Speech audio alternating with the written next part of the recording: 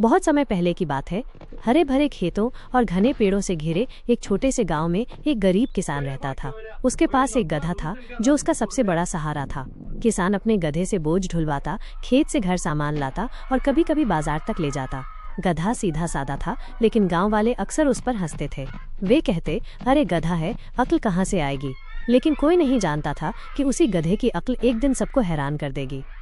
एक दिन गांव के बच्चे खेलते खेलते गधे पर चढ़ गए। वे हंसते गाते बोले, देखो देखो, गधा राजा बन गया।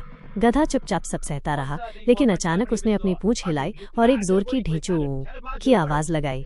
बच्चे डरकर उछल पड़े और भाग गए। गांव में ये खबर फैल गई, गधा तो बोलता है और शायद सोचता भी है। यहीं से शुरू होती है उस गधे की अनोखी कहानी।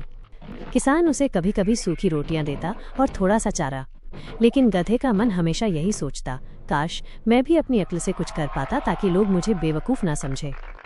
एक दिन किसान ने गधे पर ढेर सारी बोरी रख दी और बाजार की ओर चल पड़ा। रास्ते में एक पुराना कुआं था जिसकी दीवार टूटी हुई थी। अचानक गधा फिसलकर उसी में गिर पड़ा। किसान घबरा गया। उसने गांव वालों को बुलाया। सब बोले, अरे ये तो गधा है, इसे निकालने से अच्छा है कि ऊपर से मिट्टी डालकर कुएं को भर दो। किसान रो पड़ा, लेकिन गांव वालों ने मिट्टी डालनी शुरू कर दी। गधा पहले तो घबरा गया, लेकिन फिर उसके दिमाग में एक उपाय आया। हर बार जब ऊपर से मिट्टी गिरती, वो उसे झाड़ देता और उस पर खड़ा हो जाता। धीरे धीरे मिट्टी भरती गई और गधा ऊपर आता गया। गांव वाले हैरान थे, ये तो डूबने के बजाय ऊपर चढ़ रहा है।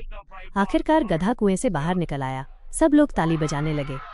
गांव के बुजुर्ग ने कहा, आज इस गधे ने हम सबको सिखाया है कि मुसीबत को झाड़कर उस पर कदम रखो, तभी ऊपर बढ़ोगे। उस दिन के बाद गांव में कोई भी